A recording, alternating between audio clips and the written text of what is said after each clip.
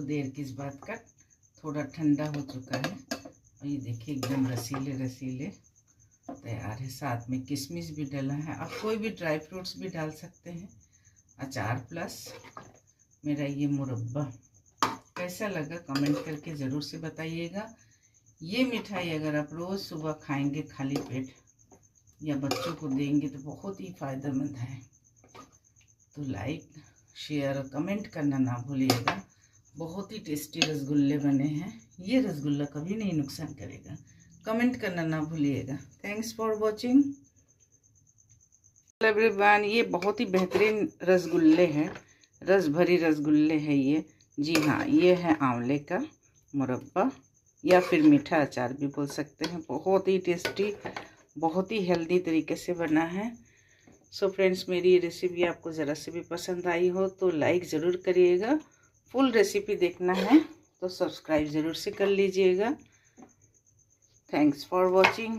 आइए पूरा विधि आपको बताते हैं, बहुत ही आसान तरीका है। हेलो एवरीवन, आज मैं आप लोगों से शेयर करने जा रही हूँ एक बहुत ही बेहतरीन रेसिपी जिसका नाम है आंवला। जी हाँ, इसको अमृत माना गया है आयुर्वेद में। अमृत यानी कि आप इसमें बहुत सारे एंटीऑक्सीडेंट्स हैं, विटामिन सी प्रचुर मात्रा में है। तो संतरे से भी 50 गुना अधिक इसमें विटामिन सी है और आँखों के ज्योति के लिए और पेट जिनका गड़बड़ रहता हो डाइजेशन पावर को बढ़ाता है। विटामिन सी स्किन के चमक के लिए तो एकदम ताज़े ही है। थोड़ा दाग वाला है, वैसे दाग वाला ना हो तो अच्छा होता है। तो आइए, सबसे पहले इसको हमने धो लिया है, करीब 1.5 kg तक इसको हमने धो लिया है। अब इसे हम बॉईल करने जा रहे हैं, बॉईल मतलब भाप से। तो हमने कढ़ाई भी ले लिया है, तो 10 से 15 मिनट के लिए इसको हम भाप में पकाएंगे। कढ़ाई रख लिया है और इसमें करीब ½ लीटर पानी उतना डालेंगे जितना कि इसमें स्टैंड में रह सके। नीचे स्टैंड है और इसे अभी ढक देंगे। इसे भाप में पकने देते हैं थोड़ी देर, करीब 15 से 20 से 25 मिनट तक। आइए देख लेते, गैस निकल जा रहा तो हम पानी में ही डाल देंगे इसे बॉईल होने के लिए, तब इसको हम ढक देते हैं। इसका कसेलापन भी निकल जाएगा। तो आइए देख लेते हैं, 15 मिनट हो चुका है। थोड़ा सा गला कम है अभी, 5-10 मिनट और उबल जाए, इसके बाद ही फिर इसको आगे का प्रोसीजर बता रहे हैं। उबलने देते हैं 10 मिनट तक, बढ़िया सब हो जाए। तो आइए देख लेते हैं, अगर इसका कलर चेंज हो गया तो ये पक चुका है। आइए अब इसको छान लेते हैं। अब इसमें हम छन्नी में ट्रांसफ़र कर देंगे और ये छाना हुआ पानी है ये बेकार नहीं जाएगा। ये जब हम शैम्पू करेंगे सर, तो जब शैम्पू करने के बाद इसको बाल धोने में काम आएगा। तो ये बहुत ही अच्छा है ये आंवला का पानी। इसको आप पी भी सकते हैं, पर थोड़ा सा करछापन है, इसीलिए बाल धोने में ज़्यादा फायदेमंद है। आइए आप कढ़ाई चढ़ा देते हैं। तो अब गैस ऑन कर लिया है, वही कढ़ाई खाली हो गया। अब इसमें हम रोस्ट कर लेंगे 1 चम्मच जीरा, आधा चम्मच सौंफ, 4-5 इलायची और इसको अच्छे से रोस्ट कर लेंगे। थोड़ा सा हींग भी ऐड करना था, पर अभी हींग है नहीं, हींग भी थोड़ा सा ऐड करना था। तो अब ये रोस्ट हो जाए तो इसे अच्छे से कूट लेंगे। ½ टीस्पून इसमें हम सेंधा नमक डाल देंगे।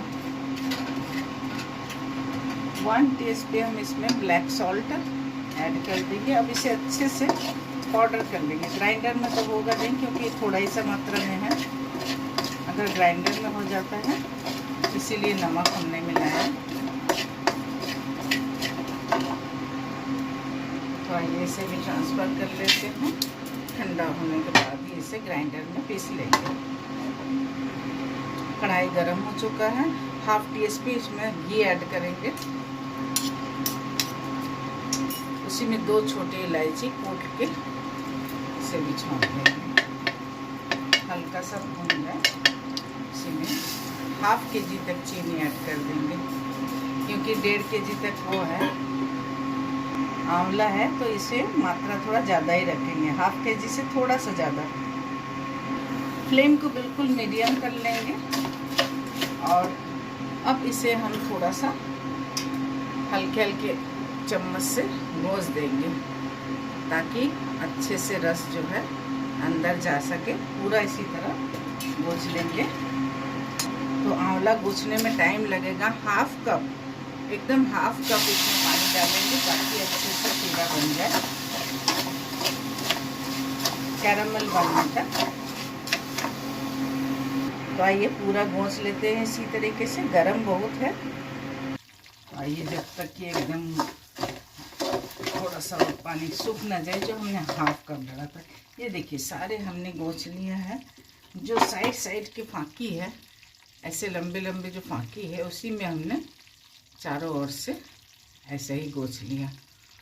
बच्चों को अगर सुबह शाम एक एक दिया जाए तो बाय गॉड आँखों में चश्मा कभी नहीं लगेगा, और बाल तो काले रहेंगे ही, स्किन भी चमकदार होगा।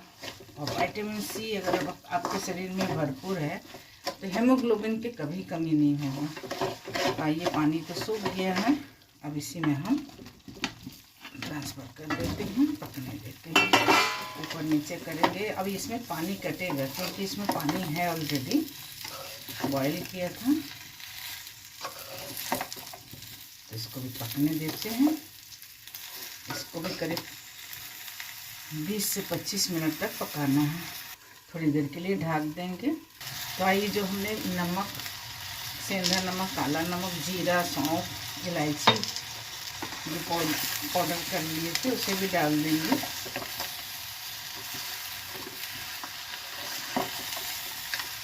घी डालने से जो है ये चीनी एकदम साइगा हो गया। कोई बात नहीं, अभी पिघल जाएगा थोड़ी देर में।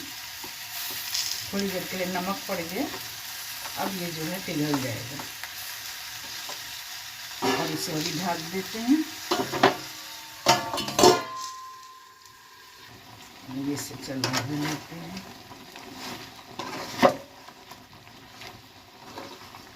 चीनी पिघलने में थोड़ा सा समय लगेगा, पिघल जाएगा इसे पकने पर। 15 मिनट और है। आइए इसमें डेसिकेटेड कोकोनट डाल देते हैं और किशमिश डाल दिया थोड़ा सा।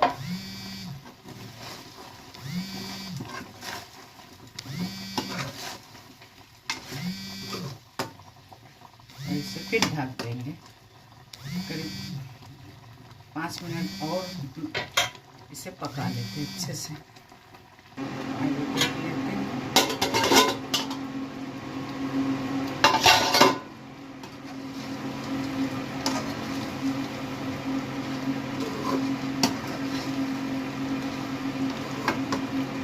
अब इसे बंद करके रख देंगे। 1 से 2 घंटे बाद फिर इसको पकाएंगे। गैस को कर देंगे ऑफ। थोड़ी देर इसको रहने देते हैं, करीब ठंडा हो जाए 2 से 3 घंटा, फिर उसके बाद पकाएंगे फिर से। तो आइए देखते हैं, 3 घंटा हो चुका है। अब इसको गैस ऑन कर लेते हैं और फिर से पका लेंगे। करीब आधे घंटे से भी ज़्यादा, पौन घंटा भी लग जाए तो भी बहुत बेहतरीन पक जाएगा। एकदम रसीले मुरब्बा या अचार दोनों ही है। तो हमारे साथ एंड तक बने रहिएगा। 1 घंटा इसको पकने देते हैं।